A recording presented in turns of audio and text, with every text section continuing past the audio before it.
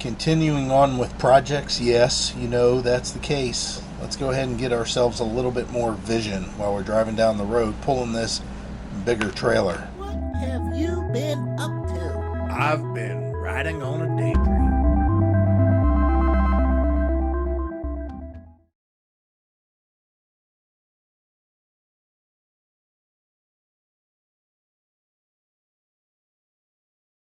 So you guys know that we already have a rear camera. You know, I don't like calling it a backup camera because a lot of people think that it helps them backing up. It doesn't help you in the manner that you think it may. It just helps with giving you reference points. Like, I use the backup camera on the back of our travel trailer and this fifth wheel to get past a certain point and know that I've cleared, like in this case, if I'm backing in this driveway, I know that I'm a foot past the driveway before I start my backing process. And with the microphone that's built into the rear camera, I can hear Heidi and she say stop, you know, or whatever, and she can stand back and help me with guiding. And I can see how close I'm getting to stuff, but it's such a wide angle. Really what I use that backup camera for more than anything else is when we're driving down the highway and we're coming around slower tractor trailers. I know how far I'm past the tractor trailer, so I can turn on my turn signal and get back over and know that I've cleared his front bumper by quite a bit. So that's what I use it for the most. However, now that we're into this bigger fifth wheel above our travel trailer, I want to be able to see down the sides a little bit easier. My mirrors do a great job on our truck. I can see down the side of the RV pretty well, but I want to be able to see a little bit better. So that's why we're going to install these cameras. So one thing that I've got to do is decide on where I want to put it. So let me go ahead and turn you around and talk about your different options, and I'll let you guys discuss it in the comments what you think. But I think I know what I'm going to do. I'm not 100% sure, but I think at this point I know what I'm going to do. And of course, by the end of the video, you'll know for sure. So the deal is with these Furrion Vision S, if you have the Vision S system, which we do, we already have that for our rear camera, these will work with that system, but they only work for the Vision S. So the links will be in the description for not only these, but a couple different options as far as how big the monitor is that you want to use. I want to tell you that even though the biggest monitor would be nice, I think the monitor size we currently have in the truck is probably the best because it's not taking up so much real estate on the windshield, which we're getting a lot of stuff that, you know, blocks the windshield with a tire pressure monitoring system, with the rear camera, with our GPS, with in our case a radar detector. I mean, there's just a lot of stuff to look at, and we don't want to block up the front of the RV any more than, I'm sorry, the front windshield of the truck any more than we already are, for safety reasons. So anyways, the links are in the description for all this stuff. Just take that in consideration when you're choosing a system to go with.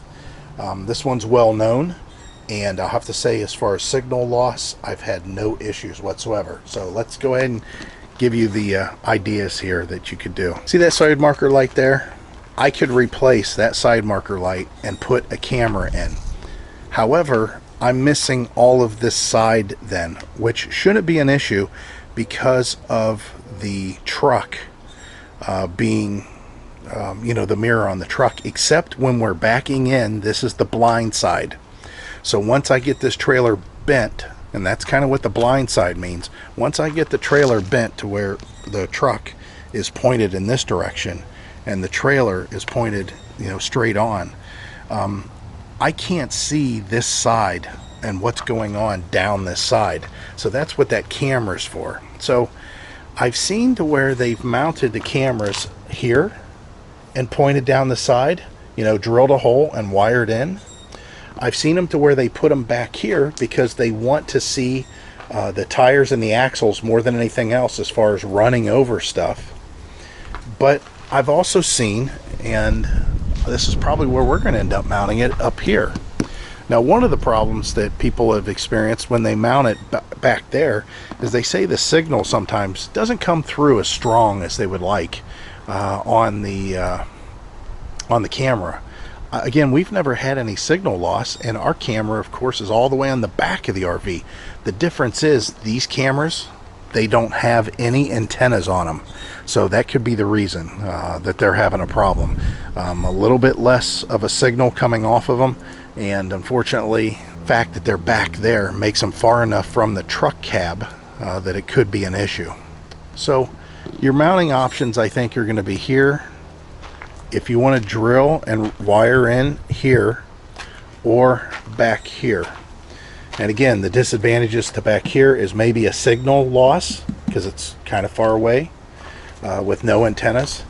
The disadvantage here is that you've got to drill a hole and you've got to run wires from either up here all the way down, or from there all the way here. Now there might be some inside the RV here that I'm not aware of that's coming from the 7-pin connector that we could tie into going through the pass-through, but it probably just is easy to get to these. Again, I'm not 100% sure, but you would have to actually do wiring and bringing a wire source here.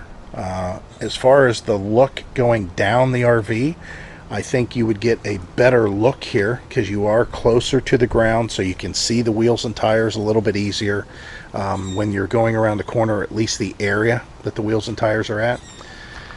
And then there's this one up here. So the disadvantage to this one up here, I believe, is potentially you can't see the wheels and tires as easily. I mean, the angle that you would get is roughly like this.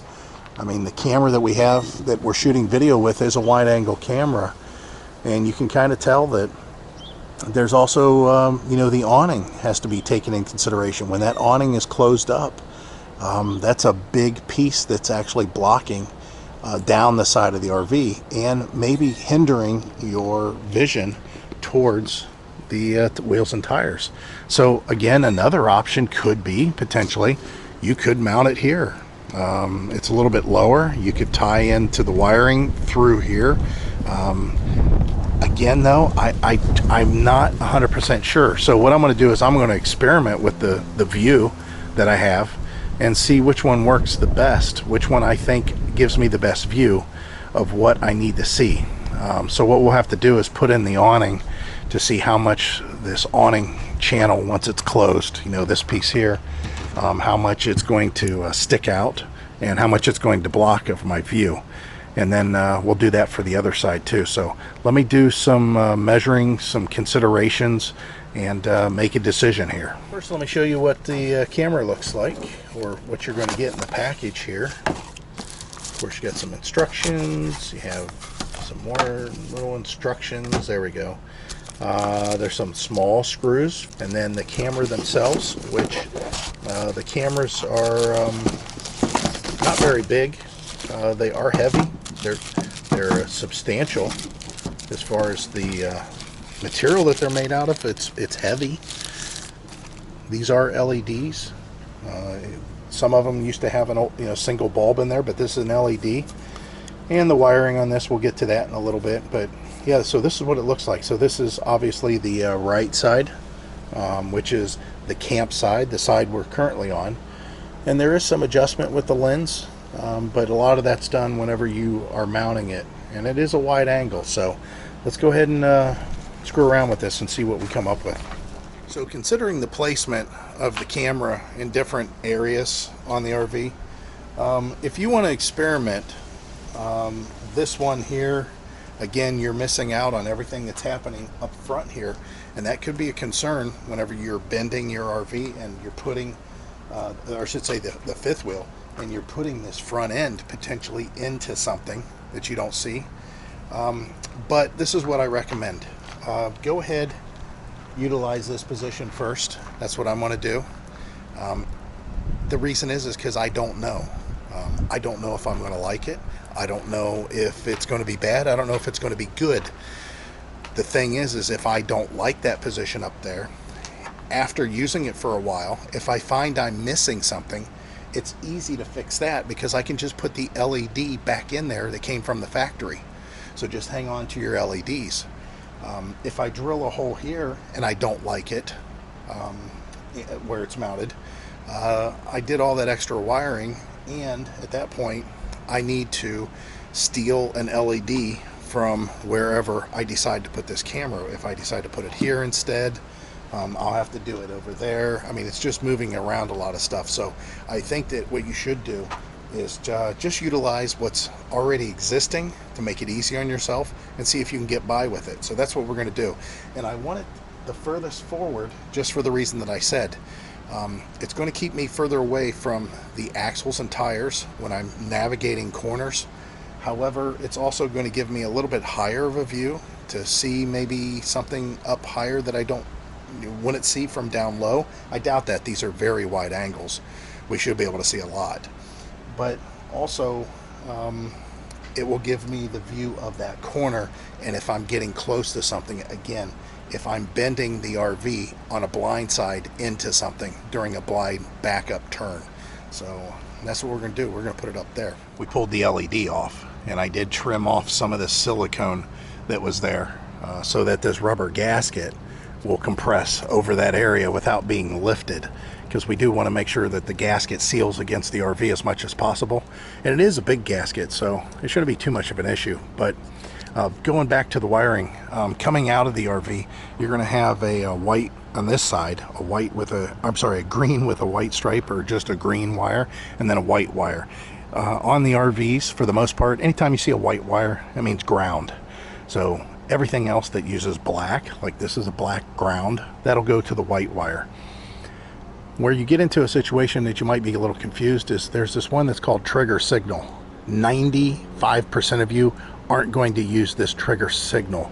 What the trigger signal is if you hook this up to where when you turn on your right turn signal that this wire gets energized, that will turn on the camera and give the signal to the monitor inside to show you just this side without you manually having to do it. That's nice. It's a nice option. You can wire it that way if you want. We're choosing not to, so it's not being used. I just clipped it off. I'll put a little piece of tape or silicone over the end so it doesn't accidentally bump something in there that it shouldn't. And then the other two wires, your traffic lamp and your camera power, of course in this case you can put both those wires together, because when your lights are on, your cameras are on. Now if you're going to do something unique and you want to make it to where you can turn on the cameras without having your lights on, then you would use a separate power source for your camera wire. And then of course traffic lamp, that's going to go to this regardless. But I want the cameras to be on when I'm running my parking lights or my traveling lights, my running lights, whatever you want to call them. And that's why I have these two wires together. So I'm just going to take some butt connectors. I'm going to put this together, and we'll then feed this in and get a good idea of what the view looks like, hopefully, whenever we're powered up. I think it'll look pretty decent, but we'll find out here. Now, here's something else I do want to let you know. This piece here goes to the back. There's a couple of screws that you remove to pull the camera off, and that's to expose these mounting holes. Here's where the problem is. I only have 2 mounting screws. I don't have 4 mounting screws. So I have to find a couple more mounting screws because they don't give you any. I thought that they might have them in there, but they don't, and it's not included in the box. So find yourself a couple extra screws if you only have 2, like I do here, currently holding that on.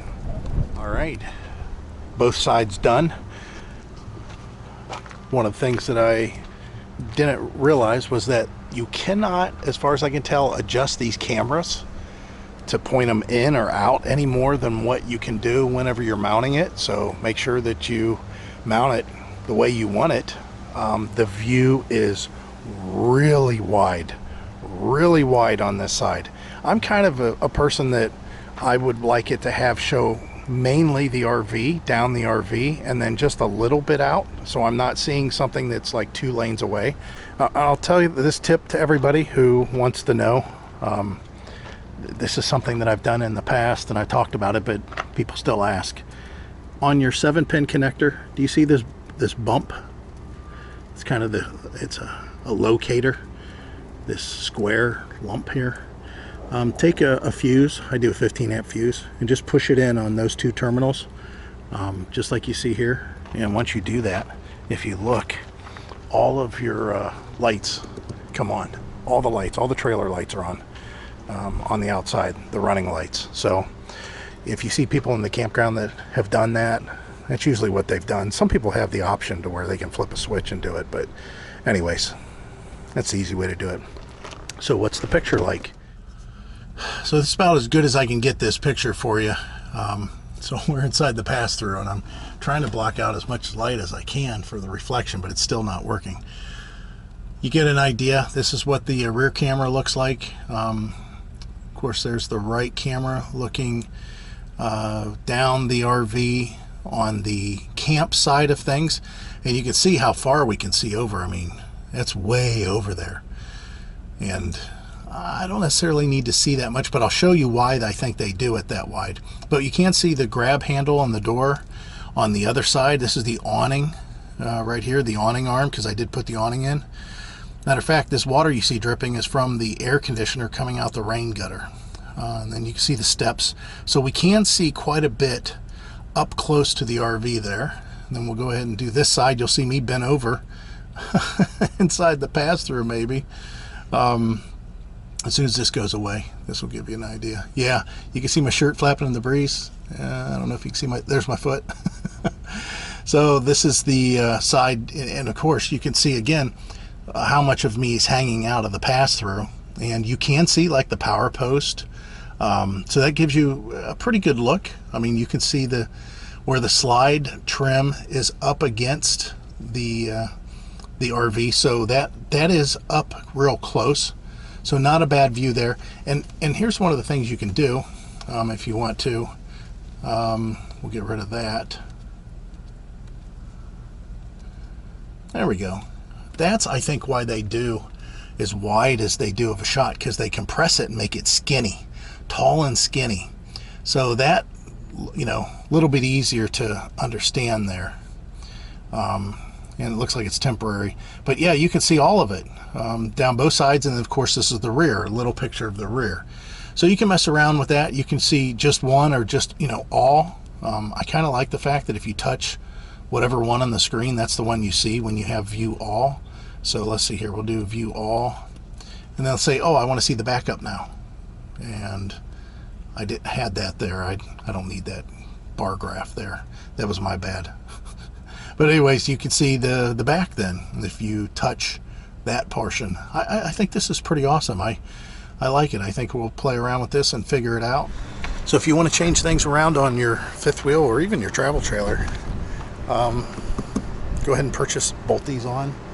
It's not hard to do. It's just a couple of wires, and you'll be able to see just what I showed you there down the sides.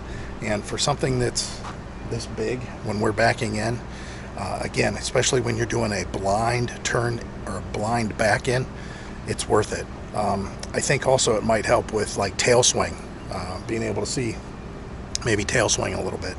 So we'll see how this works out in practical form, but I knew I needed a little bit more, and that's what these give me. So again, links are in the description. If you want to support the channel, more videos like this, please use those links. If you like this video, click like or subscribe. If not, you give it a thumbs down, that way you don't see it anymore. But as always, guys, we hope to see you out here. Bye.